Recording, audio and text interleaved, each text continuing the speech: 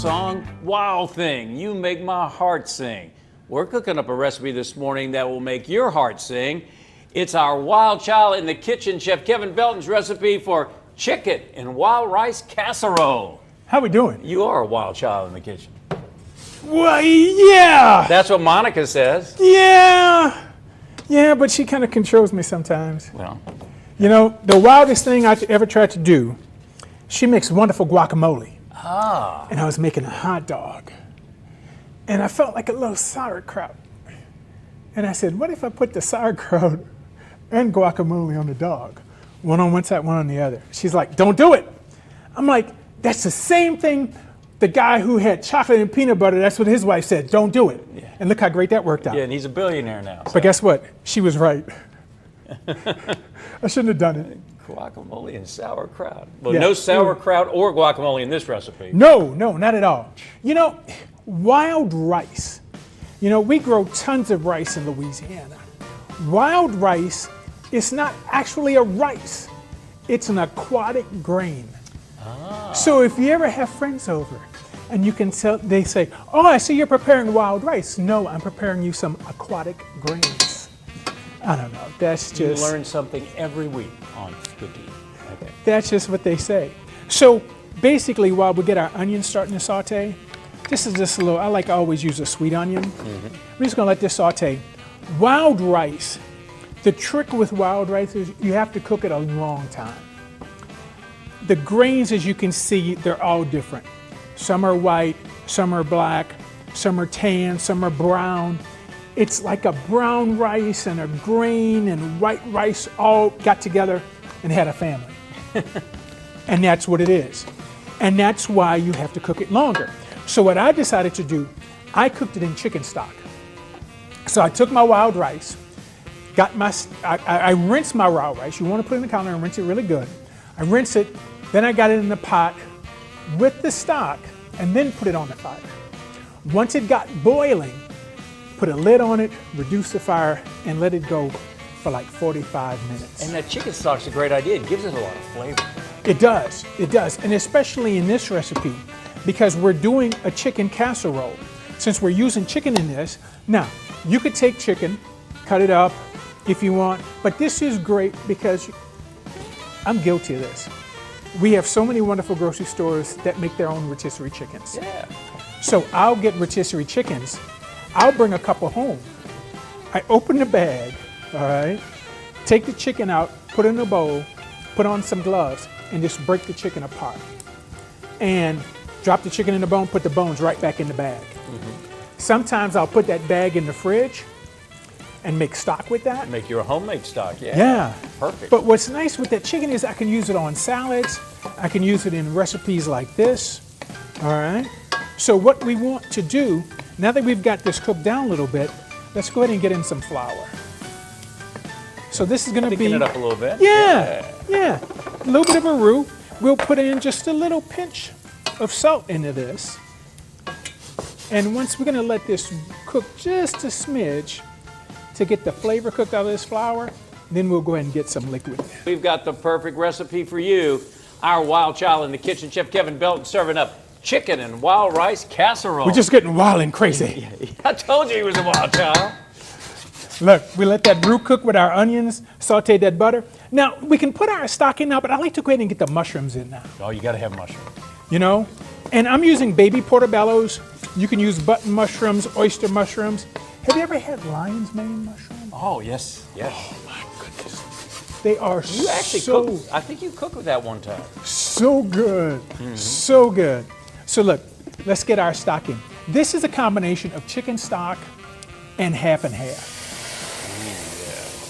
Yeah, you can hear how that, it deglazes the pan, but this is gonna give us some body, okay? So we want this flour to go ahead and smooth itself out. We can bring this up to a boil if we want. But you know what I found? We're not putting any cheese in this recipe, but I swear it tastes like it has cheese in it. Oh, yeah. But there's no cheese. No cheese at all. Oh, look at that. Man, it's so pretty. And see, look, let's add some more things that'll give color. Pimentos. And you can use diced red bell peppers if you want. We'll get in a little bit of green onion now. We'll get in a little parsley right now.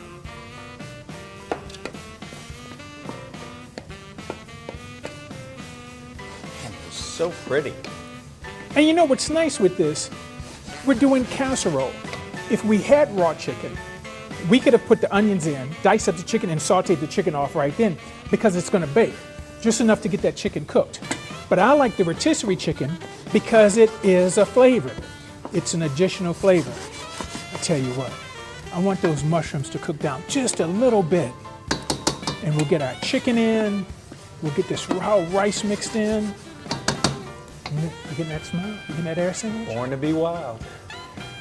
Line from the Rolling Stones, wild horses couldn't drag you away from this recipe. Chef Kevin Belton's take on chicken and wild rice casserole. Ooh, wild horses. Remember the Stones? Yeah. They came to the Jazz Fest a couple times. Yeah. Look, chicken. And this is the rotisserie chicken because it has such a nice flavor. And there's so many different types of rotisserie chickens. You can get them plain, get them with a little bit of seasoning and white wine. I mean, there's all kinds of different ones. Use what you have at home, use what you like. And now let's get our rice in. Here is the rice. And you see, at this point, it's just about getting this mixed in thoroughly. All right? And now, I did this with chicken stock. But you know, a lot of folks are vegetarians. We can make this with a vegetable stock. And imagine in just loading this up with a bunch of different mushrooms. We don't even need the chicken.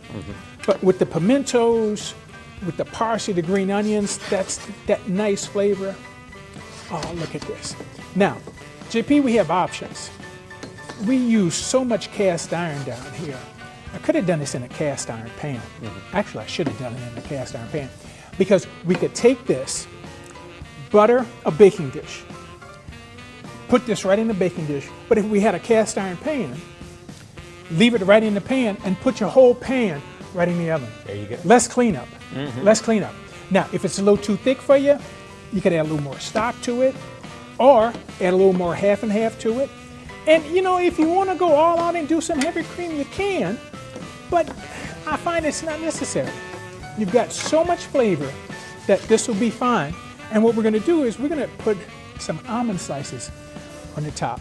So if we were going to just do it right in the pan, we could just throw some almond slices right on top, throw this pan right in the oven. It only bakes for about 30 minutes. That's it? That's it. Ooh. 350, 30 minutes, and there you go. And I tell you, wild horses won't drag you away from this. They might have to. They might eat it all. We are letting the good times casserole this morning with Chef Kevin Belton's recipe that's rice and spice. That's nice. It's chicken and wild rice casserole. You just pull that baby out of the oven. Look at that. I'm trying not to touch it because it's really hot. It's really hot. Look, little parsley on top. We can do some green onions on top. You know. And you cooked it about 30 or 40 minutes, right? Yeah, 30 minutes. Now, come on, baby. JP, I'm going to warn you. Uh-oh. I'm going to warn you. It's hot. It's a little hot. It's a little hot. Look, let's throw a little parsley on there for you. You want to take your time and blow on this. Now, gang, we sauteed our onions first. Use a nice sweet onion, sauteed that in butter. Once that's sauteed, we added a little flour to it, okay? That flour gives everything a little body. Just that little bit of flour. Let that cook down. We threw in the mushrooms. Now, portobellos, button mushrooms, oyster mushrooms, shiitakes, chanterelles, whatever you like, use that in it, okay? And then we threw in our pimentos, a little parsley and green onion and let that cook in. We dusted. I'm telling you, man. It's that nutty flavor of that wild rice. And remember, I cooked the wild rice in a little chicken stock, just for that flavor.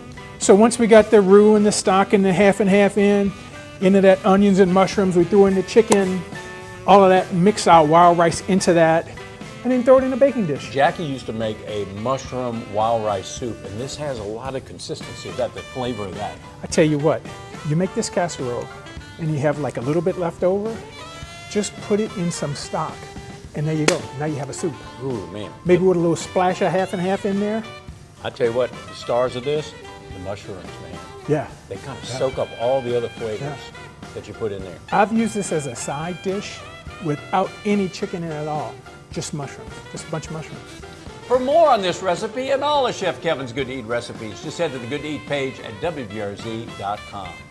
Nothing about this recipe is plain and mild. Once you taste it, you're gonna go wild. Just mix a little chicken, wild rice, and a lot of soul. Then you're gonna be ready to say, let the good times casserole, casserole, casserole. He's wild. He's wild.